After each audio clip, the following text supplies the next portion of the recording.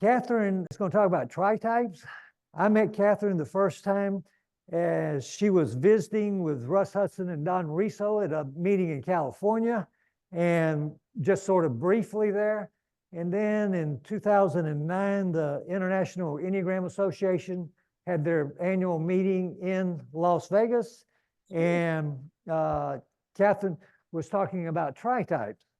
And as soon as I heard it, I realized it filled a spot inside of myself that I had previously not been able to understand. And that spot is that I was clearly a 3, but I also had 8-ish behavior. My mother was an 8, and so what I tried to do to make this fit was say, well, I picked up her behavior. But then when I heard Katherine talk about having a type in each one of the centers, that made total sense to me. And for me personally, I said this morning, my tritype is 3-5-8. I am very 5-ish, and right now I am 40% of the time I'm 3, about 40% of the time I'm 5, and about 20% of the time I am 8, maybe less than that nowadays. But anyway, so I spend my time in these different places. If I can't get what I want at type 3 by being a charming type 3, then I can step over to 5 and strategize and see if I can figure out a way to get what I want. And my last option is to powerfully step into the 8 role and see if I can use aggression in order to get what I want in life. And fortunately, these days, I very seldom need to step into the 8 role. I can do it mostly from 3 or 5. But your 8, even when you don't need aggression, is also what triggers the pursuit and the staying at it. It isn't just 3, and it isn't just 5. It's 8 is the engine. Right. So yeah. When so, we're coming, we use. Yeah, so it can actually be the head of it can almost be my dominant type for the moment. Moment. Yeah. Well, yeah, because if it's a situation where we need to act in a physical way, we'll use our gut type, whatever it is. But it's still not the CEO, but it moves into action. And if we need to make a decision, it's our head type that is tracking that and trying to figure out the best way to do it. But our lead type, in your case, the heart, is how you feel about everything. And do you have an image that is safe, that'll keep you valued in the eyes of others? Yeah. And that's why the image is so significant. It's trying to help the heart type from feeling the grief go to the heart. Mm-hmm. So if you produce an image that's desirable, then you will be safe. I wish I could have said it that well. No, I didn't mean to go into all the emotional reasons for this. I just found that with other systems I used, and one is in particular is microexpressions, I saw this pattern of what emotion was being used with what situation. And then when interviewing people in the first formal research, I'd actually been working with the Enneagram for 9 years and saw a lot of patterns, but I didn't do a formal research study until 9 years in, and that was 1994. And I gave everybody the sheet that has the idealized image and the core fears. And this is how I typed people, and they didn't say a number. And it began with type 2, and I had a group by heart, head, and gut, and people had to rank them, all 9, but they had to rank them within each section. And I'll be darned if people didn't choose a type from each center, not even knowing. And I didn't know. I wasn't looking for tritype, but the first 400 people did that, but they all knew the Enneagram. So I thought, I need to get 100 people who don't know the Enneagram, would never want to know the Enneagram, and see what they would do. Sure enough, they ended up identifying with the core fears and idealized images of type in each center. But they also, if they were a 4 or a 6, there would be one center where they couldn't decide. where there were two types really close. And then that became another pattern unto itself. But I didn't know they were necessarily the 9s or 6s, because both 9 and 6 have the defense strategy of wanting to evaluate things based on the situation at hand. Where I'm the same everywhere I go. I just try to act in better behavior and maybe not so direct because it's off-putting, and I've learned that over the years. But I'm still the same person. I'm not modifying my behavior. I'm not adapting to the circumstances the way the 3, 6, and 9 do. Now, the 3 knows they're a 3 because they're initiators, and the language and descriptions are fit so well that usually people know they're a 3. But that doesn't mean the 3 can easily find the other types in their tritype if they happen to have 6 or 9. But if they have another tritype like you, which is the 3, 5, 8, then people are like, wow, not only is he ambitious, he's charming, but he's got to get things done in a very particular way. So the efficiency goes way up. Winning becomes more dominant because it's whatever the types in the tritype share in common as to our more specific view. So yes, you just explained exactly what would be going on with you. All right. And I want to give them a little more background about you and our relationship. Okay. After I heard Katherine at the IEA meeting, I went up to her and said, will you come back to Las Vegas and teach me tritype? Well, she came back to Las Vegas 7 times to teach me. And she didn't just teach me tritype, she taught me the Enneagram.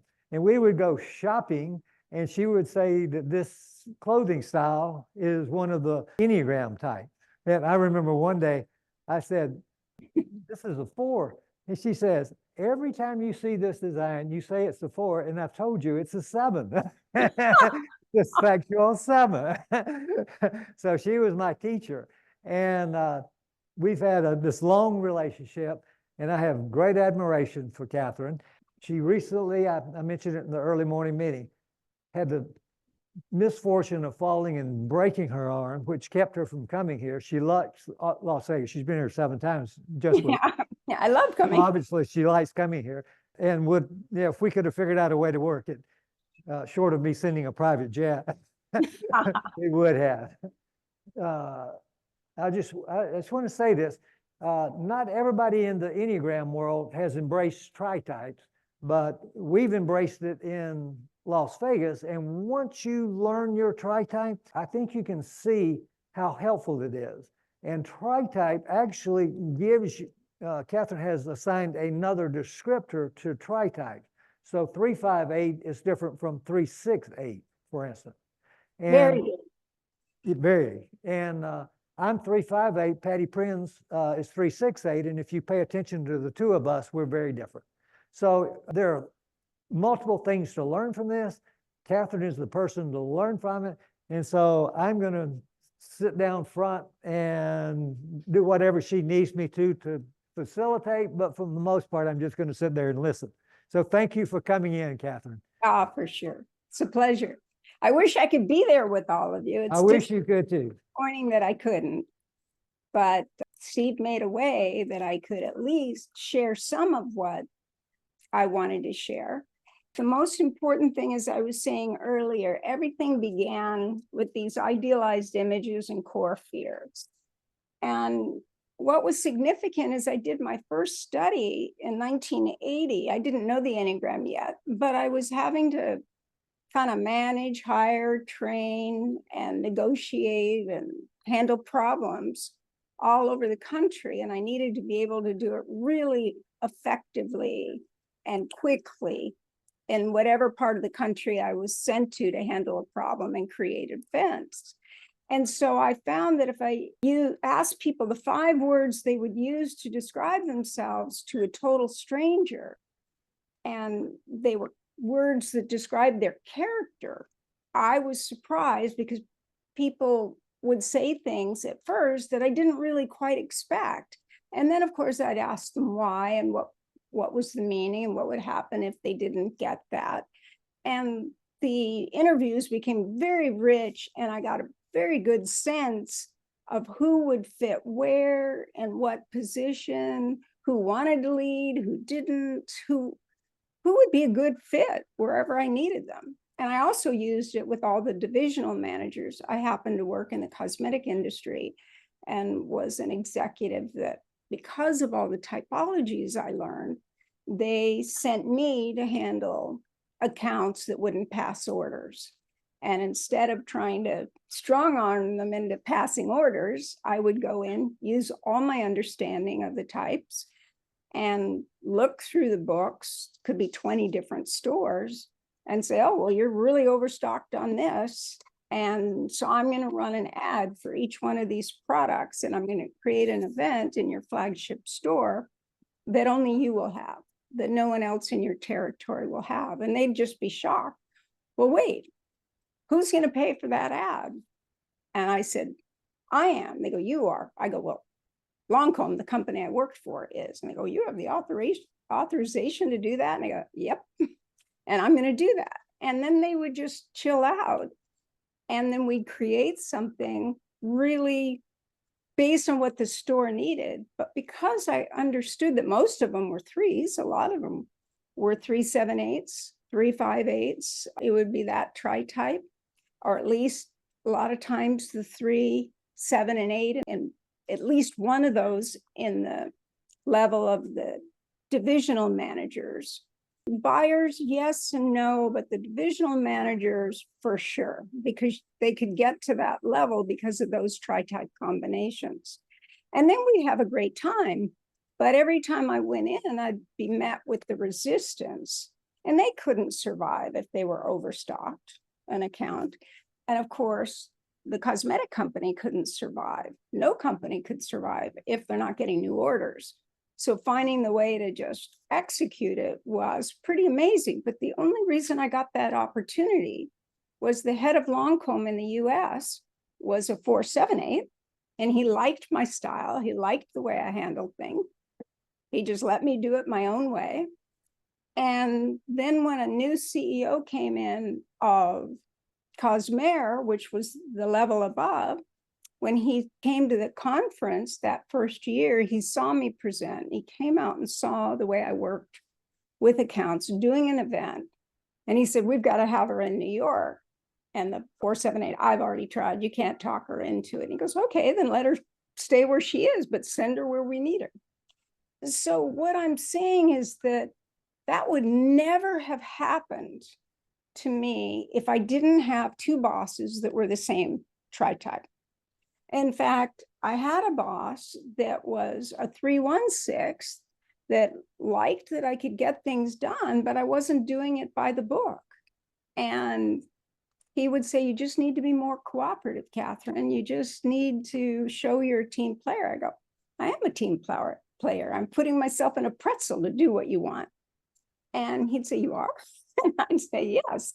And early in my career, I had a female 1/3/6, and she gave me the same feedback. But then when I said, no, I'm doing what you want, I'd never do it your way. I would do it like this. She said, you would? Why? And then I told her, and it was about the stock room and figuring out the orders. And she said, well, how about if we try it for a month? And if it works, you carry on. And if it doesn't, you go back to my way. I said, done. It's a deal. And it worked.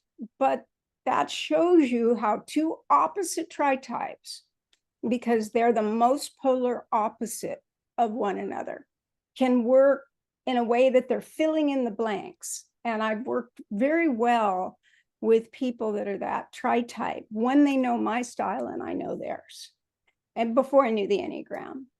And so that's why I wanted to dig deeper to find out why. And I had learned all these other typologies, micro expressions for the emotions. I knew body language, behavior analysis. I knew Myers-Briggs. I knew anything that was working with threes, think, feel, act, you name it. I had taken it because very early on in my career, I was promoted because I got things done, but I was rough around the edges, and they wanted me to take management training classes. And I remember thinking, wait, is this a compliment or criticism? And they said both. You gotta like not tell the truth all the time. And you've got to be smooth about how you tell people what's important. And I go, well, I respectfully disagree, but okay, if you're going to pay for it, I'm going to take everything I can on people. And I love doing it anyhow. I've been doing it my whole life. And so they did. So throughout my career, I continued, which is why I know so many typologies. But what I found with the first 1,000 people in the department store world, because I went all over the country to department stores, I had everybody take this questionnaire where they answered their idealized image, the core fear. That first they filled out the questionnaire that if you've taken the test, you all get. And then I realized there were personalities that I didn't have. There's certain types of personalities in certain positions. And then I immediately talked people in all the departments to fill it out as well, from divisional manager to shipping to design, everything you can imagine. And I was surprised because there was so much confluence around the positions. And then I knew Myers-Briggs, so I put that together because the execution style we use, the process style, is our Myers-Briggs type. So that's why when I learned the Enneagram, and I noticed as I was doing these 3-hour interviews over and over again, that people were the same. And the same clusters I had found matched the Enneagram types. So then I immediately ran a study just on the idealized image and core fears to see if that was true. And it was. So some of the teachers were teaching like one basic fear, one desire, or they're just different ways they were approaching that. Or they'd use some words and another would use other words. But if I took all those teachings and put them together, they were what I had found in that first 1,000 people. And when there was that first Enneagram conference in 1994, before we had the IEA, I realized, okay, there are people from all different teachings. I got to get them involved in a research study. I'd had 500 people. I wanted more. And everyone was willing to participate and add their 2 cents to find out more about the types, because some knew subtypes, some didn't, some knew about the centers, some didn't, some believed in wings, others didn't. So they were so varied. And yet there were 3 basic schools of thought. But when all the people participated, we had like over 1,200 people at that conference. So then I had, if you deduct the people I'd already used, at least another 800 people added to the study. And it just became more specific, but nothing changed. And then I thought, wow, there's really something to the Enneagram, because how did it know those clusters of words when they didn't know what I was doing with these idealized image and these core fears? So that's why we're doing all this. But one thing you should identify with is the core fears and the idealized images of all 3 types in your tritype. And if you don't, or there are key things missing, then find the type in that center that you do relate to. And that's how I got people started. But here's the clincher. When I later met Naranjo, he had seen my research with the image projection and the way we present ourselves to the world. And he liked that research. What he didn't realize is the subtype research was the same research, and so was tritype, but it all emerged out of the same process of inquiry. But he said that he wasn't ready to write about the subtypes or teach them, that he'd never taught all of them in their entirety. But in 1996, when he taught again after almost a 24-year absence, I was there. He wanted to see my research. He loved it. He felt it validated his hypothesis of the subtypes, because they did not come from Ichazo. That's what everybody thought, but they were from Naranjo.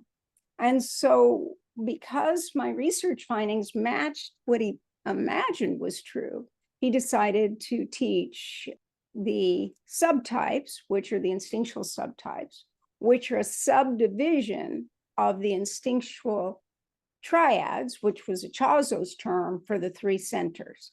So I kind of want to show you how everything is more balanced than you realize, that it isn't like this totally separate thing. A lot of people think there are no subtypes, but actually there are. And you can begin with the subtype and break it into the 9 types, or you can begin with the type and break it into the 3 subtypes. They're interchangeable. Let's go.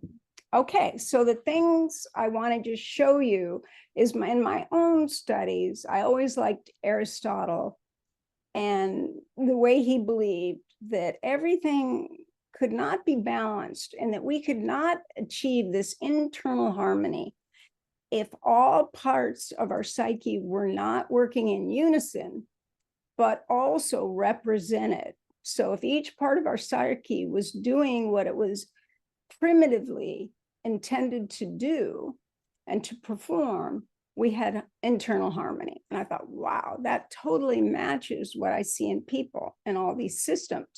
And then it matched the Enneagram, because Tritype identifies those additional aspects of our psyche that our type alone does not.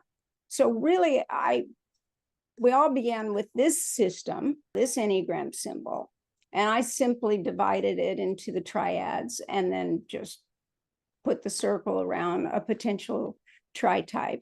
But in my research, I discovered that every type is connected to every other type.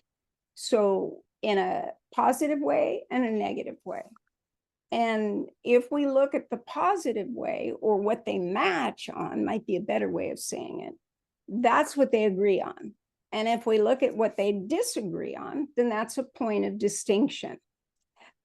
But then I discovered later that Ramon Lulle, well, he may have done it before, but in 1325, he created a symbol like this. And for each type, he addressed the divine qualities. Now, does it match perfectly? No, but it's very noteworthy that he saw everything interconnected, and that I found working with people how they were alike and how they were different. So then this is the system I'm going to show you, but it evolved from everything you've seen with that basic symbol. Now, I think Gurdjieff and Ichazo used this particular symbol in the center because it was thought to represent movement in the universe, and that it's a combination of divinity plus creation. And it's the law of the one, the whole, and then the 3, the Trinity, and then the hexad, the 1, 4, 2, 8, 5, 7. So why is that important? Well, the whole thing I'm introducing here is how the types are interrelated. Now, the minute we remove the types on either side of 3, 6, and 9, we just take those wing types out, then we get tritype. But what you don't know that's important, or most people I meet don't know, is that it isn't just that it was the gut type, it was Ichazo's conservation triad. So of his 3 instinctual triads, they were conservation for the gut, relation for the heart, and adaptation for the head. Now, it was originally, before adaptation, he had syntony, and then changed it because he realized that people that were 5s, 6s, and 7s needed to adapt to survive. Now, his main focus was on what is the question that needs to be answered on a fundamental level. And that's how he introduced the 3 centers. Now, you may not know this, but he was a prominent figure and a very important philosopher of integral theory, and everything having to do with trialectics appealed to him. And he brought trialectics to the Enneagram, whereas Gurdjieff did not have personality types. He had chief features, and there were a lot of things we learned about the 3-story man, that we use all 3 centers. And I never forgot that. So I thought, well, why doesn't Ichazo use all 3 centers? Well, I found Tritype, and I called it Three Types, in 1994 with my first research. And 2 years later, at the end of 96, I heard from Jack and Andrea, who had gone to Hawaii to interview him, and they were with the Enneagram Monthly. And they said, oh, well, he's talking about this thing called Trifix. Now, we all thought, including someone I met in 1997, who was Ichazo's designated teacher for his work, assumed that I had found and what he had found were the same thing.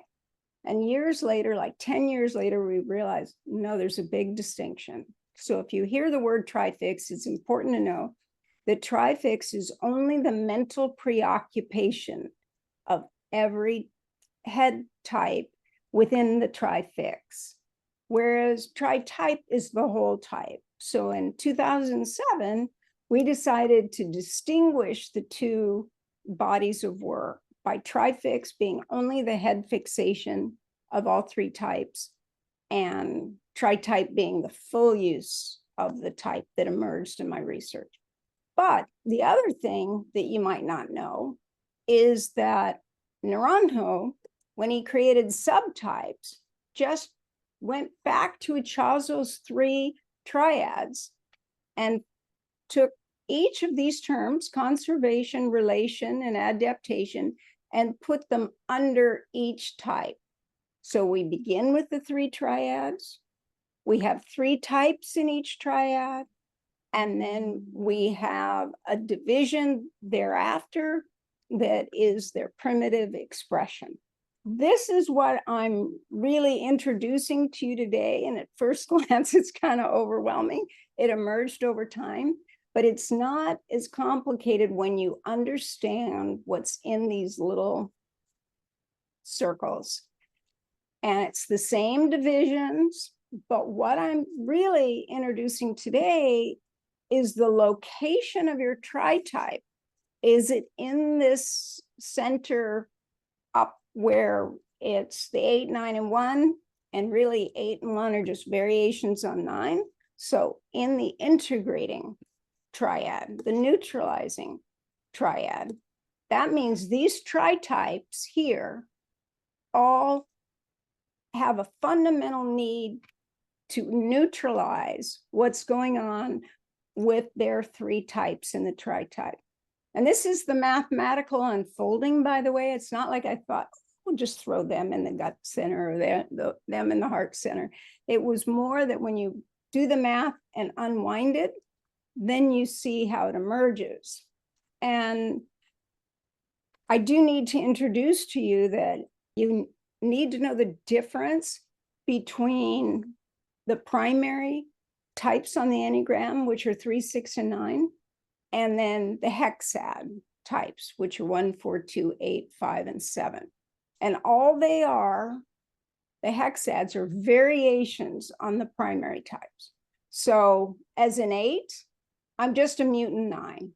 If you're a 2, you're just a mutant 3, or 4, you're a mutant 3. But we're working with the same energy. We just have a subtly different way of handling the same pain or core fear of that center or triad. So does that make sense?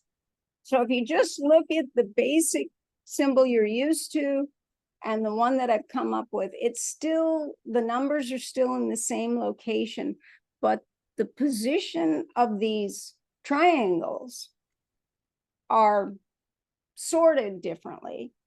And I'll tell you how I discovered that. If we look at the position of the way they are connected by a line, the 3, okay, so if we look at the way your 3 types are connected by a line, we can see, like, for example, the 3, 6, 9 has a very balanced triangle. It's not oddly shaped. The sides are equal. It's called an equilateral triangle. And that's why the 3, 6, and 9 are adapting. They're trying to find the way to be that easygoing person from 9, the ambitious but charming person of 3, and then that kind of man or woman or boy or girl next door, the good neighbor aspect of 6, so that they fit in. So different terminology has been used for these triads. And what was really fascinating to me is that those were just the first tritypes. So Hornavians, those are tritypes. We just knew how to call them the Hornavian. Harmonics, those were tritypes. We just saw, well, they're similar.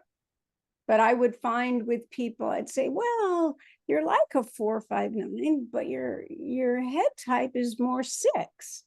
So we'll just say you're a 4, 5, 9 that's 6-ish. And that's the way I tried to resolve it for 9 years before I did the research. And then people would say, yeah, my 5 must have a 6 wing. But really, they didn't have necessarily a 6 wing. They were actually a 4, 6, 9. So it wasn't like I just thought, oh, here we go. It was more, wait, after doing person after person after person, and I did hundreds. And when I only had to do 10 for my certification with Palmer and Daniels, interviews, 1-hour interviews, I made them 3-hour interviews. And I did 500 of them. And I was just offering it to anyone that wanted to do it, a friend of a friend of a friend. And as a result, I started seeing patterns, which I do naturally, whether I want to or not. So it's very important that you understand the heart type is just like Ichazo's relation triad and Naranjo's sexual instinct. People say, well, why didn't Naranjo call it relations, conservation, and adaptation? There's a very important reason why. He did not want to violate Ichazo's copyright. So because of that, he went back to Gurdjieff's terms. And so the fact that we say centers of intelligence in Eureka, Ichazo's school, says instinctual triads was fine, except that once Naranjo added subtypes, then people said, well, wait, they assumed instinctual triads and instinctual subtypes were the same, and they were not. They were variations on the same theme. Okay, so the 3, 6, 9 is this equilateral. The 1, 4, 7, which we all know is the idealistic types, the types that are focused on getting it right and less than. They don't want to be less than. They're trying to get that balance.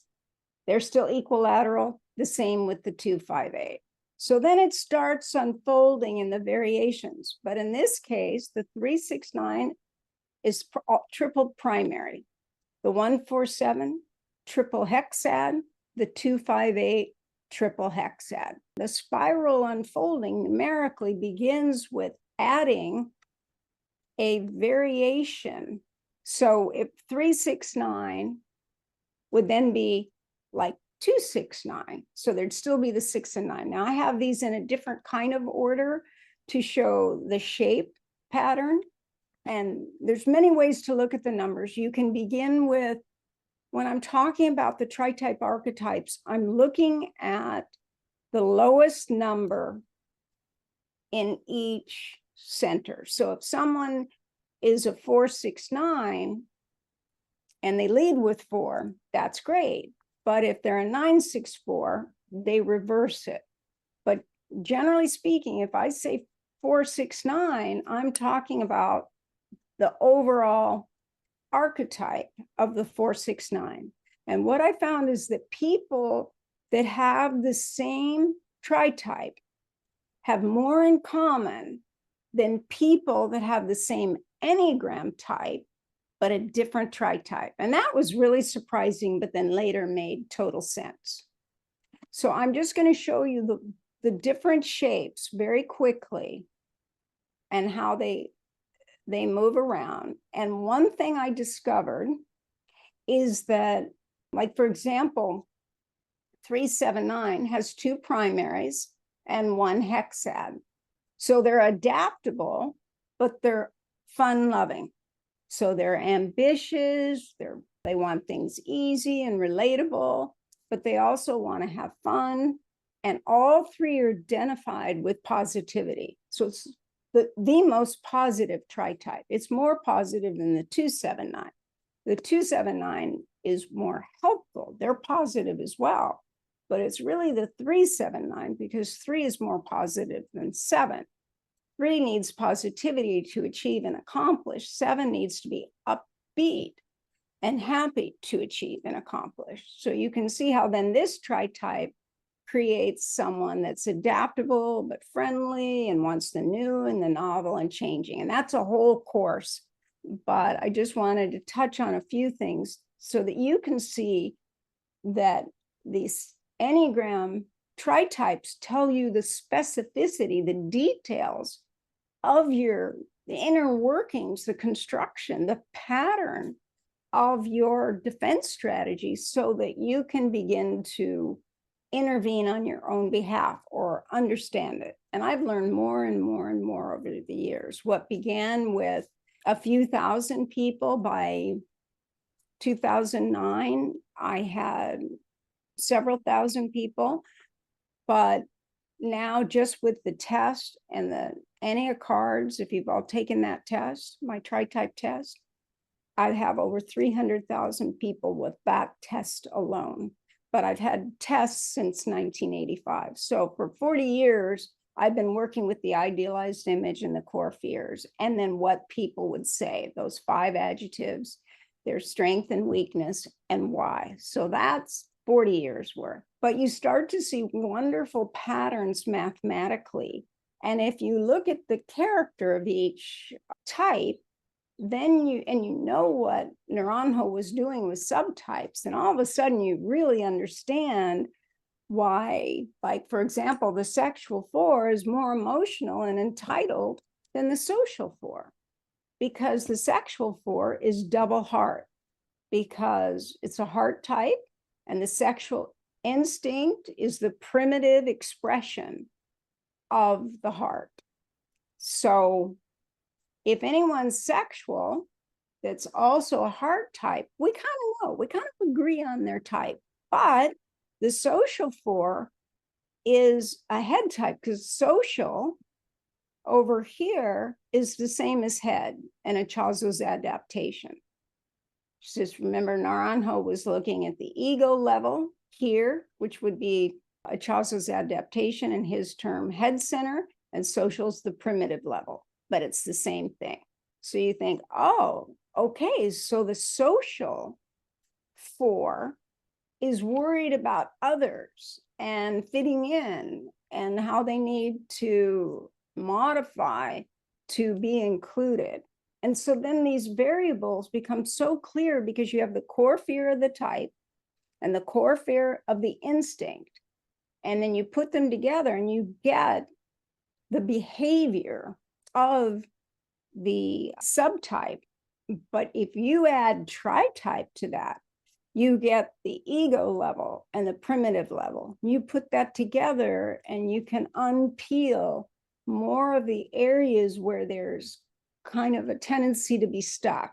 And for me, working with so many people, I can see predictable ways that couples will have conflict. And I knew that from the Enneagram type and tritype. But now, from 2009, if you think till now, how many more years of research I have, how many more people have participated, then I just kept learning. And then I wanted to create the images that would make it easier for you to see it. So very quickly, just to look at the different types, I want you to notice that we're measuring basically the length. Like, does the triangle have 3 equal sides, 2 equal sides, or none? And all that makes a difference. And the bigger the triangle is, the more common those tritypes are. And the narrower it is, the more they're rare. And when I get back to the end of this, you'll see it. And you'll understand why the Tristar is shaped the way it is. So as we just go around, here's the 279, the 468, and the 135. And of course, those we've already recognized as being harmonics. But notice the shape. And what I learned, I knew these shapes weren't meaningless, which is why I finally just had to pay someone to make the image for me and to do this so that people could see it. But they're not fully equilateral because there's two hexads and a primary, but they're substantial and they're pointing at a primary type. So back, you'll see again, this is pointing at 6. So the 4, 6, 8, 6 is the primary type that's intense. And a lot of people didn't learn that because they weren't exposed to it, is that the 2 and 7 have a line of connection, like the degree of connection, and 8 and 4 have the line of intensity, like aggression versus kind of giving in. And we're always doing both, but we believe, like the 8 says, oh, no one's ever going to give me anything, so I'll just have to take what I need or find a way to get what I need. And the 4 is saying, well, I should get what I need. Someone should give it to me. And it's kind of like, do you assert and be the person making that happen? Or are you waiting for the right person that will come and give it to you? And so it kind of explains this line of intensity. But the 4s are just as intense as the 8s. And they kind of go back and forth on this line. So 4s will have times when they're assertive, like an 8, and still feel like, wait, but you should still do that for me. And the 8 will have times when they don't take something that or find a way to get what they want, and they will long for it. But they just kind of see that as a melancholy, as a weakness, so they just put it aside.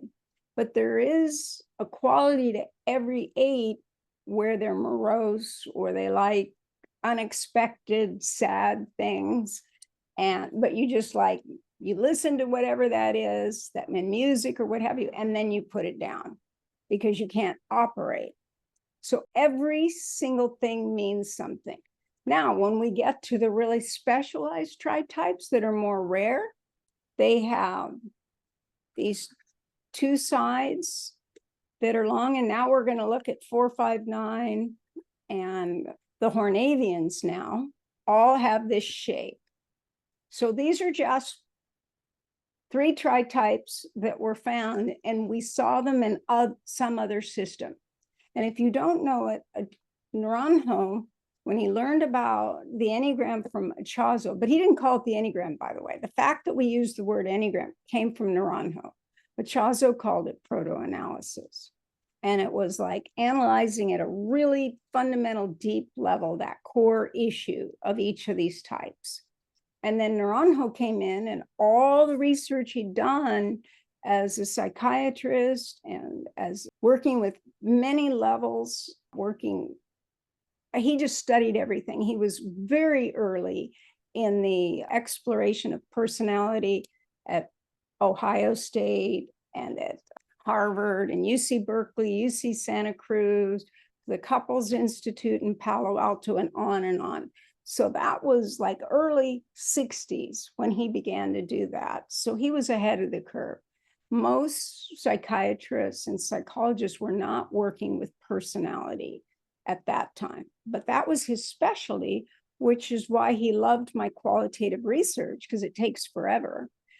And you got to write everything down, and you have to wait for the patterns, and then you ask additional questions. So it's not proving or disproving, it's discovery. But then when you see what matches, then you go out and find out if it's true or not. Then it's qualitative. But we need both types of research. But in the soft sciences, we need qualitative because it's subjective, and we need to find what the person thinks or feels. So as you start to see these, you probably are seeing your own, and every shape means something.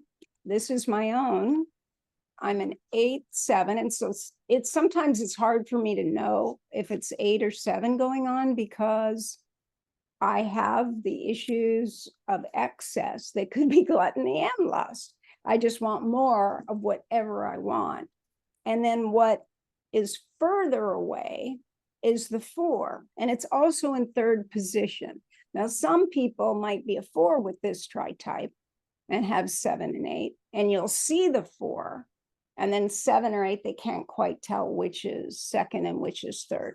And these are all predictable ways of discovering. But once you know this, you can kind of understand why this tritype tends to tell the 4 part of themselves to not show their whining, to the feelings of kind of emotional deprivation have to be pushed down, because the defense strategies of 7 and 8 do not function if they're in their emotion.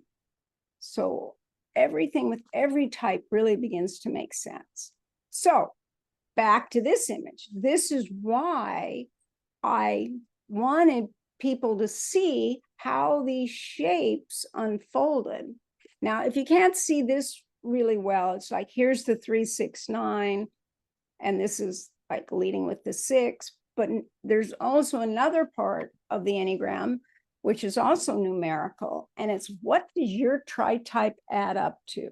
If you just add up the numbers and your tritype, like mine is 4 and 7 is 11, and 8 is 19, and then 9 and 1 makes 10.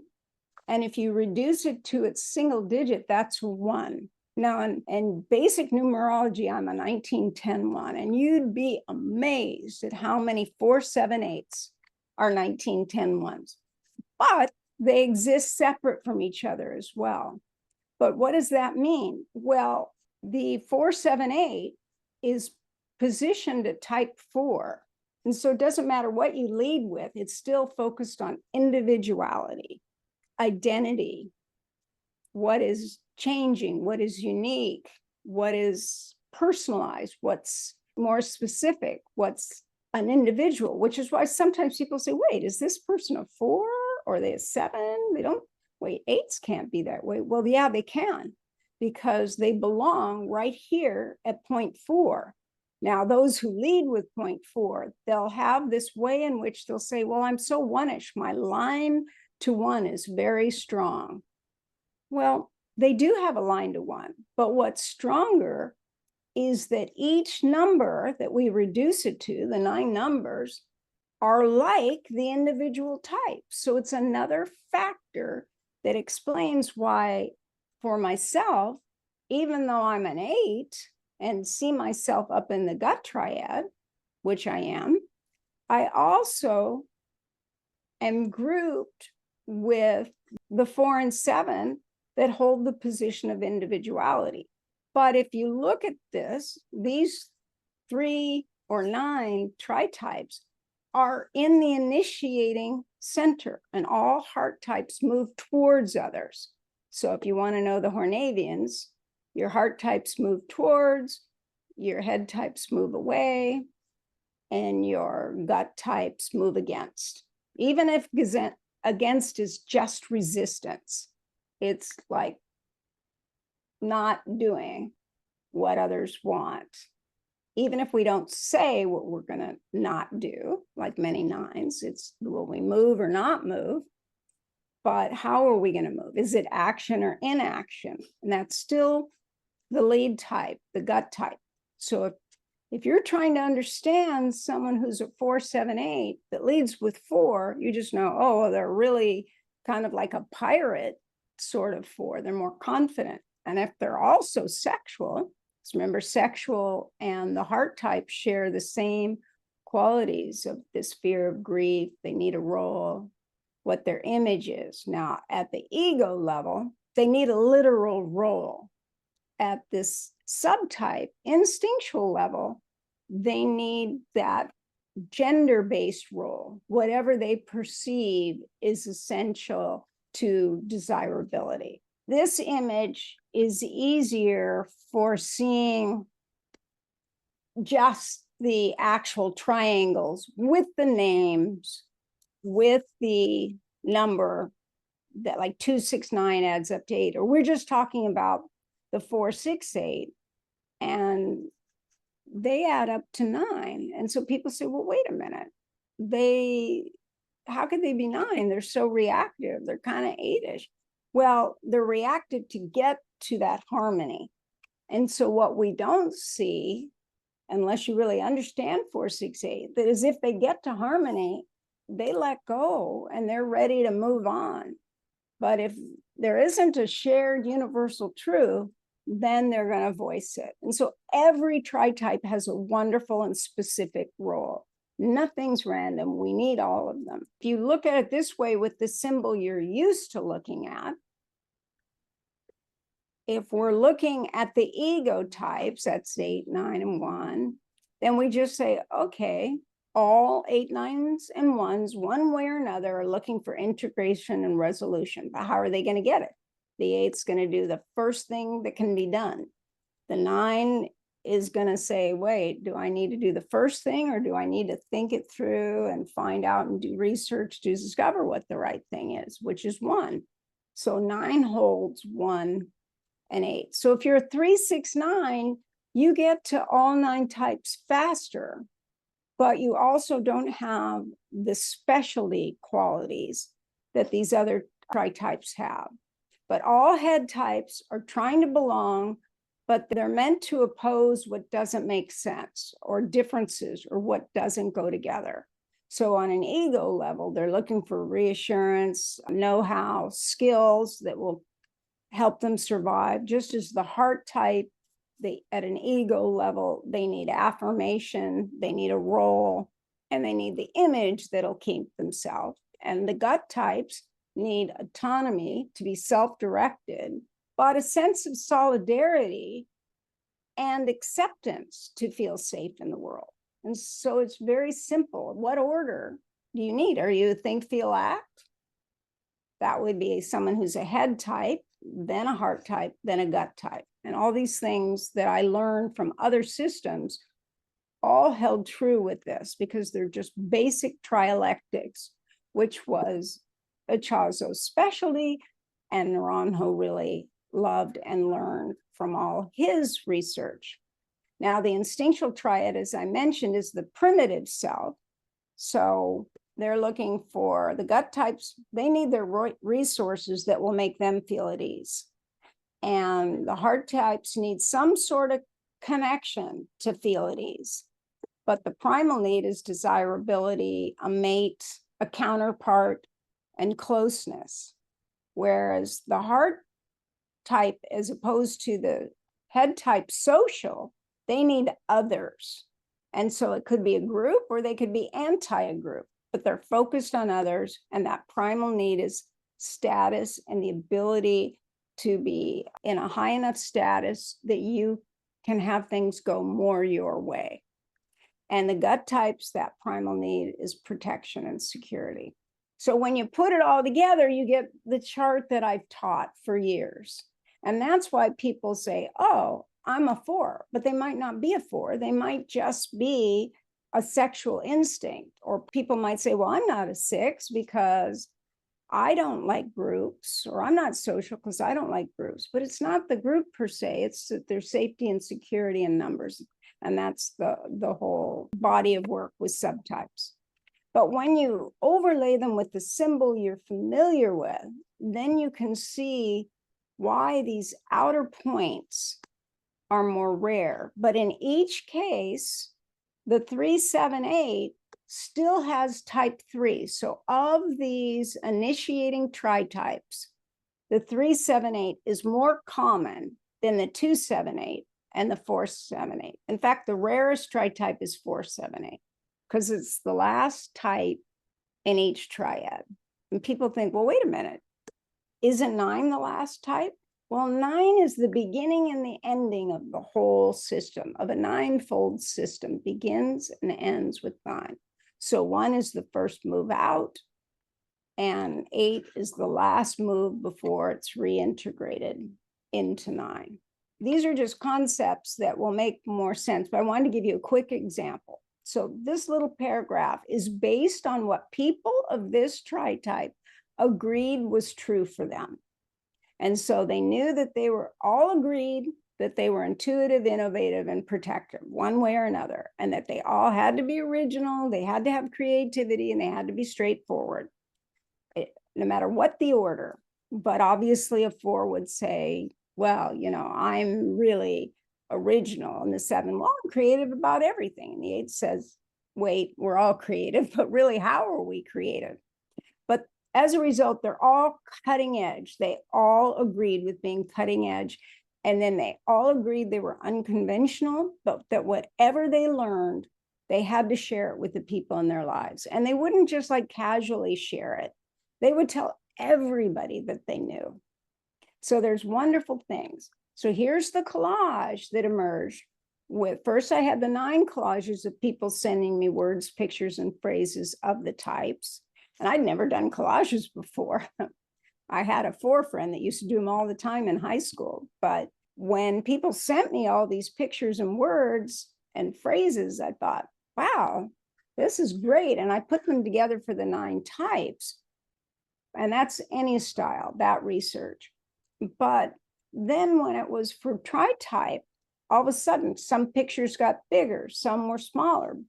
But with the Tritype, it has images from 4, 7, and 8, and it also where they're positioned, how big this gorilla face is, or the tear, which you'll see on other 4 collages. But so this is what they all agreed on. And believe me, I had to take things off, make them bigger, make them smaller, based on the people that knew their Tritypes. So here's the shape that you already saw. And so they all seem 4-ish. And then you can see it's positioned here, and 1-ish were starters. We're the only 4, 7, and 8 that are full-on starters. We initiate things, and we want them done well. Like when I'm working on a project, people will say to me, Katherine, are you sure you're not a 1? Because I want it to be thorough. I want it to be complete. But no, I don't do research like a 1. I go out, I ask a question, I get a lot of data, I organize it, and I go out again. I go big. And the 4 doesn't do that. The 5 doesn't do that. But like teachers from Eureka, they said that they think I'm like a 5 because only the 5s know all the different systems. I just happen to have that particular type of mathematical intuition where I'm just able to see patterns, whether I want to or not. I see patterns in everything. So you all saw the idealized image and core fears. So then we have to look at the 4, I'm unique, but fear of being inadequate. And then we look at 7, gee, I'm happy, I'm positive, I'm enthusiastic, I'm playful, but the fear of being incomplete, inferior. And the 8, I'm invincible. Yeah. And well, we're always doing our core fear at the same time we're focused on our idealized image, because our core fear is trying to keep us from fulfilling our idealized image. And then our defense strategy comes in, and then it's how we handle that. If for example, 4, 7, 8 is not invincible, they're not powerful, they're inadequate, like the 4, and they're incomplete and inferior, like the 7 fear, then you're going to see the negative behavior of that Tritype. Because if they all happen at once, there's an issue in our lives, then we just don't act well. But if it's only one of the types, one of the fears, we can kind of get the other 2 types in our Tritype to kind of tell the other type to mellow out to a degree. But the defense strategy is still operational. So the defense strategy of each of these types becomes very critical, and that's a whole nother study. And Naranjo took the defense mechanisms and modified them to match each of the 9 Enneagram types. So you have to go with that version of defense strategy, not the mechanism itself. So here's an example of looking at the core fears, but looking at them based on the 4, 7, and 8, this is what knowing your Tritype tells you. You know your core fears, you know what will trigger you, and then how to begin to work with it. And then if we look at it from the passions, fixations, and convictions, then you get this pattern where you can see, oh, okay, like I laid with 8. So excess, like even my research, I do excessively. I've done 24 studies now, and I've continued every study I ever started. So I never like totally finished a study. I just open a new one and I continue the old one. But this is what you can see. Then you look at the defense strategy. Okay, the 8 has denial. Things aren't going well. They're emotionally upsetting. I'm going to try and push it down, push it away. Actually, I'm going to throw it away. Whereas the 7 is, what? Nope, can't go into the emotion. Where's a brighter future? So they conceal their fear of being incomplete and missing out. And then the 4, instead of rationalization or denial, like the 4 is just trying to make a reason for anything that goes wrong. Oh, there's a silver lining. Oh, there's this or that. So I don't need to be upset. I'll just look at a brighter tomorrow. The 4, on the other hand, interjects every person they've ever met in their lives. And they then hold the positive and negative of that person, which is why it's hard for them to just let go of painful experiences. And they feel them like they're new. Anytime they're triggered, it's as though it's actually happening again in real time. And it helps us understand that. And then the only way through all of these, if you have read about the holy ideas, the holy virtues, all I did was add the holy actions. The holy ideas were introduced in 1972. Passions and virtues date back to the Desert Fathers. Most religions saw that. What was in the way of you progressing and to be more spiritually in harmony for divine experience. But in 1972, Ichazo and Naranjo realized, well, if there are holy virtues, there must be holy ideas. So the fixations, which were Ichazo's favorite thing, these where we got fixated mentally, and so he added fixations. So we all think fixations were always in the Enneagram training. They were not. They were really added by Ichazo, and Ichazo in discussions with Naranjo. And then I noticed that, wait a minute, we don't have the equivalent in the gut center.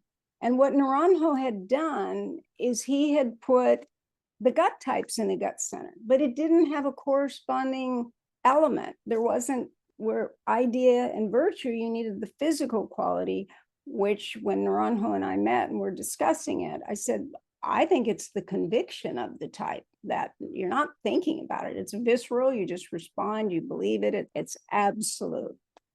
And he said, yes, conviction's a good word. And that's a whole nother thing. But the only way an 8-7-4, a 4-7-8, or 7-8-4, any of the 6 variables as to how you can have these 3 types, to neutralize them is by remembering the holy ideals of the types in your tritype. So for me, the idea of that, rather than being fixated on not being inferior and being inadequate and weak and pathetic, I have to go to holy truth, and that truth is subjective. What's true today might not be true tomorrow. I have to go back to the purity and the holy origin, what is always in existence. And then I have to go to see the higher plan and true wisdom, which is recognizing the higher plan, not my plan for a better future, but what's the plan at work. And then the same is true with our 3 virtues and our 3 actions. That's why the 8 becomes benevolent at a higher level. The 7 becomes truly inspirational, and the 4 becomes temperate. And they're no longer in extremes. They see the reason for everything. So if you want to know everything for your type, that's how I did those 28 weeks. And you can get your own separately, as I mentioned. Okay. It's up to you, Steve. We could have a person from each center, someone who leads with a heart type, someone who leads with a gut type, and someone who leads with a head type. Yeah, I think that's a great idea. I've got some people who really know their tritypes and could talk about how they use the tritype. So I'm thinking that might be helpful. Sure. Yes. So our heart type, what tritype are you? What's your name? Amy. Amy. Great. And what tritype are you, Amy? I'm a 379. Okay, great. And what's it like being a 379? How did it help you to know your tritype? Yeah. Yeah, it just when I read the chart that you have there, it just describes me to a T. So it just helps me I guess understand who I am better and how I relate in the world. What did you identify in the way of your focus that you knew that that it was correct for you as a 3 and then the variable? Because you said 379, right? Yeah, 379. And for a long time, Steve and I went back and forth of am I a 2 or a 3 or a 2 or a 3? And we landed on 3 with the strong 2 wing. Me? Well, 7 and 2 are very similar in the way they've been described. A whole chunk of type 2 was put into type 7. So that makes sense. And if you had 7 and 9, it would make you the uber positive 3 that has to get things done and still ambitious. Yes. Yeah. That all. And you're sounds actually the most, interestingly enough, if you think about the details of the 379, it's you are more positive than the 279. Now, they may offer more of their time, but you're going to be positive about whatever you do. And you will, if you identify with the 2 wing, then you're going to help people more than people who identify with the 4 wing. But one thing that was lost in the dissemination of the Enneagram is we don't have one wing over the other. To be our type, we have both wings. But in my research, I found that we have an internalized wing and an externalized wing. So the extroverts will choose the more extroverted wing, which would be 2, and the introverts will choose 4. And do you see yourself as an introvert or an extrovert? Probably an extrovert. So that's probably why you ended up identifying with the 2. Yeah. Yep. That's great. Thank you. Thank you. Ken, what do you identify with? What's your type? I identify my tritype as 594. Okay. Even though it's rare, it's still, people are aware of it because it happens to be a Hornevian combination. Mm-hmm. And so you probably recognize that immediately because that it meant that as a 5, you would have to explain why you're emotional. So you might say, oh, I just must have a 4 wing. But then you'd also know that you wanted peace and harmony and you didn't want people to be agitated. I shouldn't do that with my hand. It really hurts. But anyhow, imagine my hand is going up because I do have a lot of illustrators. So it means that you want things to be peaceful, but you would wait for the invitation, but you really want people to invite you for your opinion because you'd have an opinion about everything. Mm-hmm. Because 4 and 5 are arrogant and very aware of what they've thought through. And the 9 is very comfortable with their understanding of kindness and who's kind, who's not, who makes them comfortable, who doesn't. And so they really value people that are inclusive. Mm-hmm. Did you find that true for you? Yeah, I found, looking at all 3 of the types, I found all aspects of them within me. I think I went to the 9 first, but didn't see a complete resonance, but 5 seemed to be the strongest. But I've been introverted all my life. I've had a rich inner life and experience. So going inward and processing things and finding a way to connect to people in community and sharing has been a big part of that importance too. So the 3 together made a lot of sense. And the contemplative title around it too makes sense because what I'm drawn to in my personal life is finding contemplative experiences both individually and in community. Yes, yes, that just matches. I mean, I didn't come up with the word contemplative. It was the people with your tritype that came up with it. It's what you could agree on and that you all really wanted to think things through. Whereas if we compare it to the 3-7-9, you have two more extroverted types with the 3 and 7. And so instead, they identify with kind of these ambassadors of goodwill. Whereas it's not that you're not an ambassador on an internal level, but whether or not you're going to share it is another thing. You're going to wait till you're invited Yes. to share. Sometimes I have difficulty sharing it. I hold a lot in and it takes some motivation to reach out. Yeah, but the best manifestos are written by people of your tritype because all that discomfort with the expressing it is put into writing. And that's why we have all these incredible books that have come down through history where a lot of contemplation has gone into something. And even though they maybe didn't talk to anybody for years other than when they were eating, would still produce these thoughts that were extraordinary that we all relate to. That's your tritype. Right. And what instinct do you identify with? Do you identify with social? That you Social, yes. Yeah. So that's why you want to talk about it. Yeah. And then as the 3-7-9, what instinct do you identify with? Sexual. Oh, okay. So then that's sexual is extroverted with the people they have intimacy with and not necessarily with others.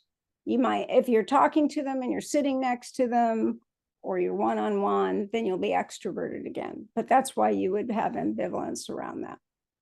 Yes, that describes me exactly.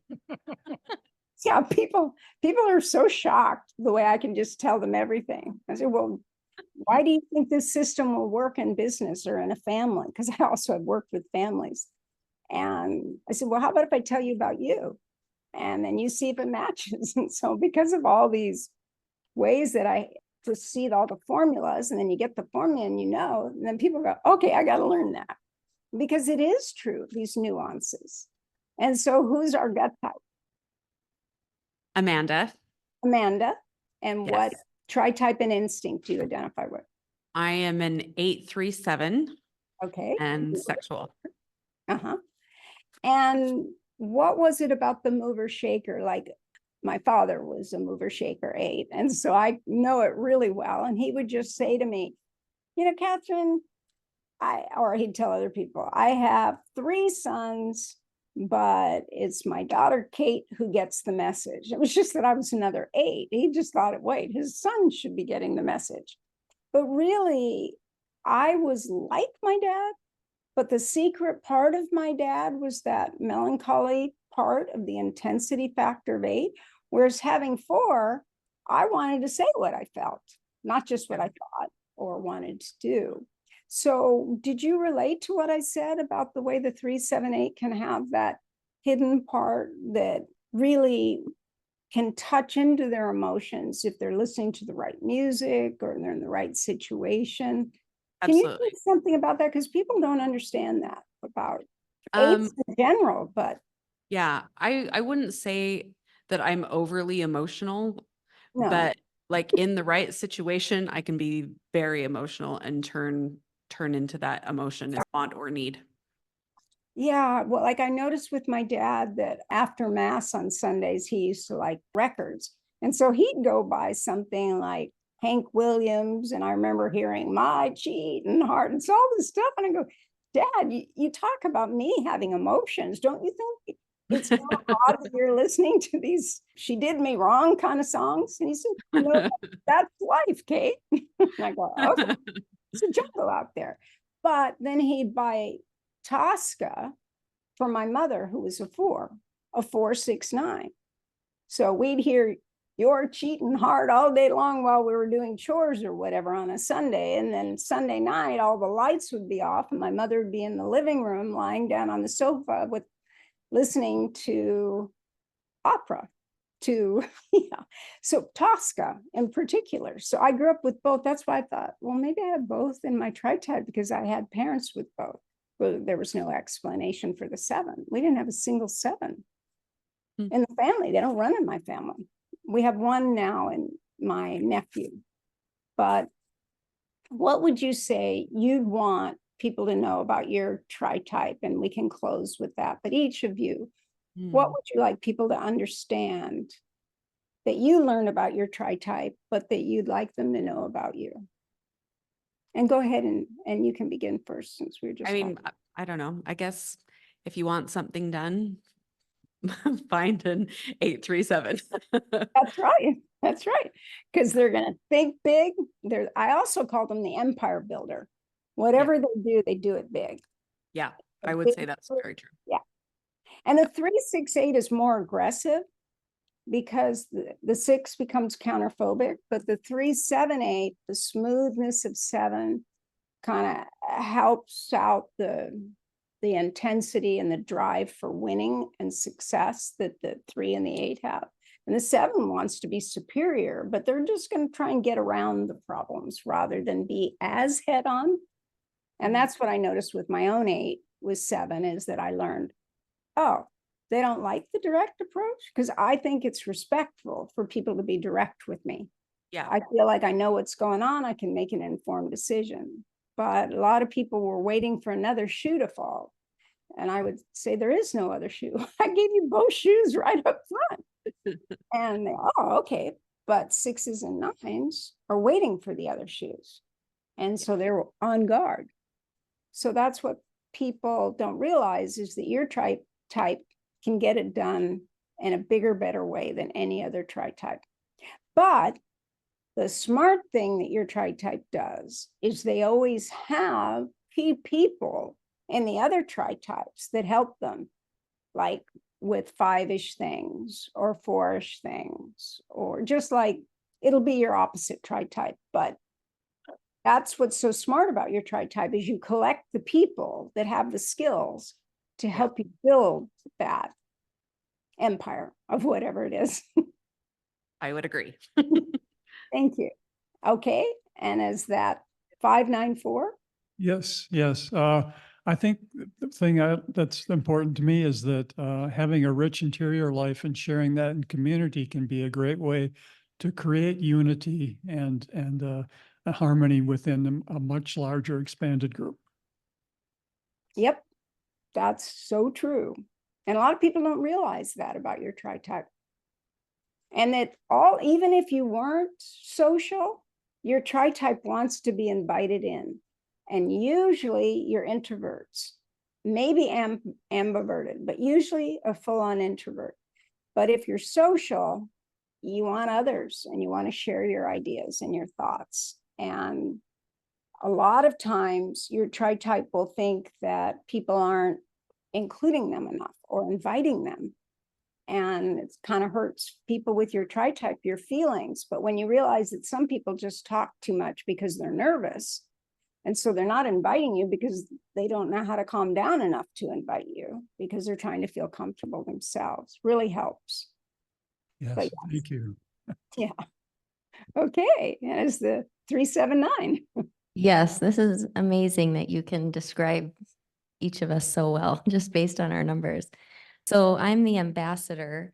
And when I'm a marriage therapist. And when I read the life purpose, it kind of just describes a marriage therapist exactly without using those words, right? Yep. So that's what I do. And I love to help, I would say for my type, I love to help people, like build bridges between people and help them understand each other and just bring more love and compassion into the world and between people. Yep, that's so true. And in closing, one of the most important things, and why you would even consider 2 as a possibility, is that the 379 is the most invitational tritype of all, even more than the 279. So you want to include people. There's a natural inclination to bring people together. Everybody's welcome, especially if you were social, then it would be even the more the merrier. But as sexual, you want to do it one-on-one. And a therapist. That's why I love my work. Why I didn't like handling the major problems with the divisional managers of accounts. It wasn't one-on-one. I'd have 3 divisional managers at once ready to fight. And when I worked one-on-one with a person, it's our own world. And that's, yeah. People usually have 9 or their sexual subtypes as therapists. 9 will be in the tritype. Yeah. Well, it's been lovely. I wish we had more time and I could have done everybody, but that's why I say you can always, if you want to know what those charts were that I showed you, but just on your tritype and you're certain of your tritype, you can, I even have them on sale right now. They're on sale for $45 rather than 65. I think they're normally 65, but they're 2 hours on the concept. So I know it seems overwhelming, but the reason I can tell you everything that I have is because I know these formulas. And once you learn the formula, you can't unlearn it. So you put that all together and it pretty much, I put it in AI to see if it would come out accurate. And if you give it all the data, it actually, within, maybe I have to check 1 or 2 things, but it can describe the person with all that data. Just take that whole line and put it in there. And so I have some clients that just take my forms, take what it says, put it in AI and get a quick overview of a client. So yes. So I wish I could have been there with you guys and spent more time with you. Yeah, we miss you, Katherine. Yeah. And thanks for coming in on Thank you. Zoom. Thank you. Yeah, I'm glad I could. Thank you for making it happen. Yeah, we will talk soon. All righty. You guys have fun. Thank you. Okay, bye-bye.